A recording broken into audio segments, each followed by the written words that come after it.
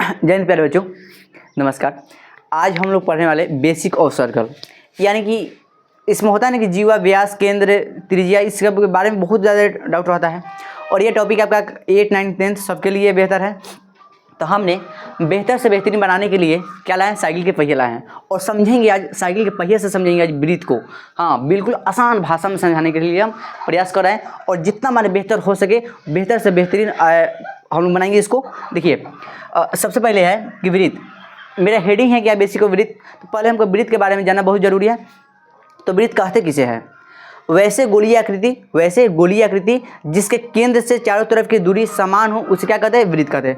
अब लीजिए बात, हमने ब्रीथ पढ़ने आए, आपने हमको केंद्र पढ़ा दिया। हाँ, केंद्र इसलिए पढ़ा है। देखिए यहाँ पर एक मिनट ध्यान दीजिए, यहाँ जो है, यहाँ इसको जो यहाँ नाच रहा है ना, और ये नाच रहा है, ये नाच तो रहा है, ठीक है, लेकिन यहाँ पर देखिए, यहाँ से चारों तरफ की दूरी क्या है, समान है कि नहीं है, समान है ना। हमने क्या बोले हैं, वैसे गोलीय आकृति जिसके केंद्र से चारों तरफ की दूरी समान हो। कि यहाँ से जहाँ अभी हम हाथ पकड़ रहे हैं, यहाँ से इसका चारों तरफ की दूरी क्या है, समान है कि नहीं है। इसमें हम चाहेंगे तो अनेक ऐसा स्कोप लगा सकते हैं। इसमें स्कोप 2, 2, 4, 2 कितना हो गया, 6 हो गया, 2 नहीं 5 हो गया। हम लोग स्कोप जो साइकिल रहता है उसमें स्कोप थोड़ा ज़्यादा रहता है। तो क्या इसमें स्कोप की संख्या फिक्स है? नहीं है। तो स्कोप की संख्या इसमें बढ़ाया जा सकता है, घटाया भी जा सकता है। अब देखिए, तो हमने क्या बोले कि वैसे गोलीय आकृति जिसके केंद्र से चारों तरफ की दूरी समान हो उसे क्या कहते हैं, ब्रीथ कहते हैं। अब देखिए यहाँ पर ये जो मेरा अभी जो चारों ओर खाली जो गोल है, इसको हम क्या बोलेंगे, परिधि बोलेंगे। क्या बोलेंगे इसको, परिधि। बोलिए, परिधि किसको बोलते हैं? परिधि हम लोग किसको बोलेंगे? जो यहाँ पर देखिए, जो सिर्फ टायर है, टायर, स्कोप, और यहाँ पर ये क्या बोलते हैं, इसको जो नाच रहा है इस पर ध्यान नहीं देना है। जो खाली टायर है, चारों से जो टायर है, इसको हम क्या बोलेंगे, परिधि बोलेंगे, है ना। साइकिल आगे और परिधि पर ही है, ब्रीथ पढ़िए। तो बोलिए, जो टायर जो होता है, टायर क्या है, ब्रीथ है कि परिधि है? तो आप लोग बोलिए क्या, परिधि है। अब देखिए, जो गोला गोला जो रहेगा सिर्फ खाली, उसको हम लोग परिधि बोलेंगे। और इसमें अगर एक बुनका कर दें, काला टीका, तो ये क्या बन जाएगा, केंद्र बनेगा। अब केंद्र होता क्या है? केंद्र यह होता है, यहाँ से चारों तरफ की दूरी समान होता है। चारों तरफ की दूरी क्या होता है, समान होता है। इसको हम लोग क्या कहते हैं, केंद्र कहते हैं। बोलिए, एक वृत्त में केंद्र कै गो होता है? क्या एक वृत्त में केंद्र कै होता है? तो एक वृत्त में केंद्र एक होता है। कारण कैसे बताइए थोड़ा हमको, साइकिल के पहिए पे बताइए। आपका जो साइकिल के पहिया है ना, बताओ, जहाँ हम लोग स्कोप लगाते हैं, स्कोप लगाने की जगह क्या होता है, एक होता है, एक होता है ना। और एक ही जगह से हम लोग चारों ओर उसमें स्कोप बीनते हैं, कभी यहाँ पर, कभी यहाँ पर, कभी यहाँ पर, कभी यहाँ पर, कभी यहाँ पर, कभी यहाँ पर, ऐसे करते हैं ना। तो स्कोप लगाने वाला जगह को हम लोग क्या बोलते हैं, केंद्र बोलते हैं। क्या बोलते हैं उसको, केंद्र बोलते हैं। तो बोलिए, एक वृत्त में केंद्र कैगो होता है? तो एक होता है। अब बोलिए, क्या हमने यहाँ पर एक बुनका दिया है ना, क्या बिना केंद्र के वृत्त होगा? तो बोलिएगा नहीं, बिना केंद्र के सिर्फ परिधि हो सकता है, वृत्त नहीं होगा।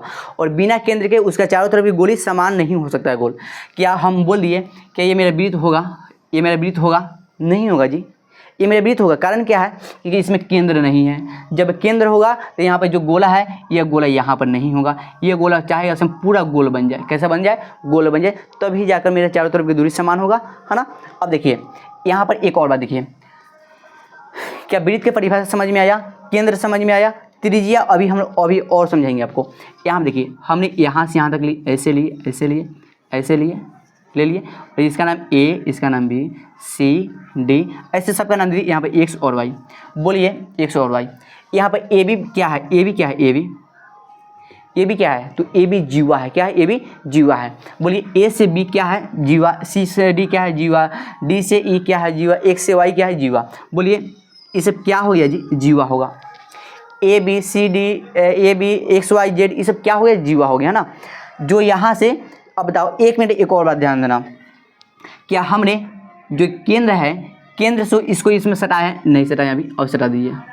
बताओ, जब इसको सटाएंगे तो ये जीवा नहीं कहलाएगा।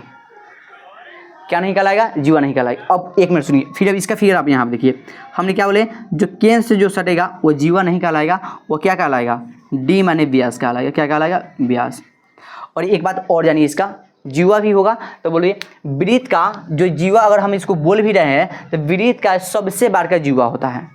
बोले वृत्त के सबसे बड़ा जीवा को क्या कहते हैं, तो व्यास कहते हैं। क्या कहते हैं, व्यास। देखिए यहाँ से इसका दूरी थोड़ा छोटा पड़ जा रहा है, यहाँ से छोटा पड़ गया, यहाँ से और छोटा छोटा छोटा पड़ा है ना। यहाँ जो माने परिधि है, परिधि यहाँ छोटा पड़ा है, लेकिन यहाँ पे इसका जो दूरी होगा सबसे बड़का होगा। तो बताओ वृत्त के सबसे बड़ी जीवा को क्या कहते हैं, तो व्यास कहते हैं। क्या कहते हैं, व्यास।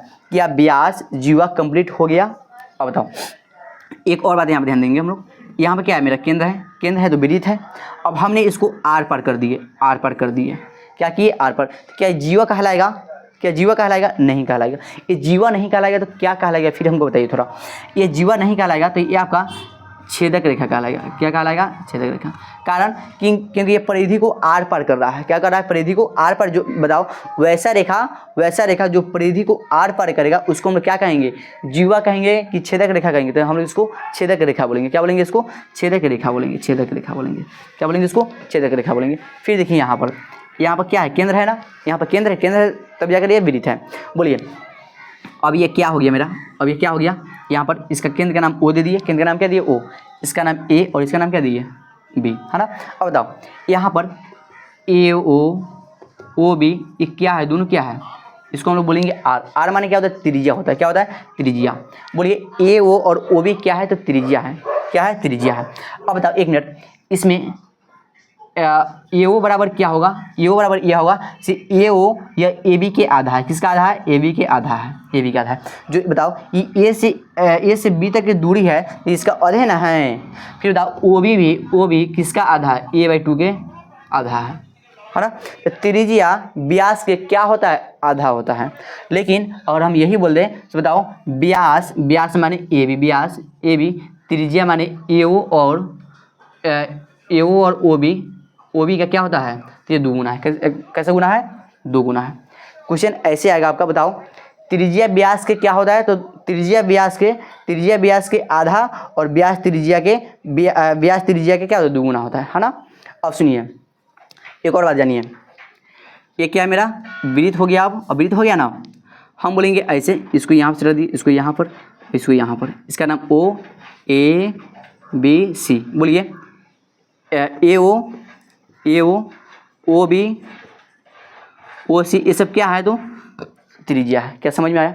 यदि आप लोग पूरा वीडियो देखना चाहते हैं और इसका पूरा कंटेक्ट पढ़ना चाहते हैं, है ना, तो आप लोग आइए एडी क्लास पार्सक जो चैनल है उस पर आप लोग इसका पूरा वीडियो पढ़ सकते हैं। और वहाँ पर क्लास 10th की जो बेसिक जो मैथ है चैप्टर 10 उसको हमने बेहतरीन तरीके से पढ़ा रहे हैं, है ना। तो ठीक है, मिलते हैं नेक्स्ट वीडियो में।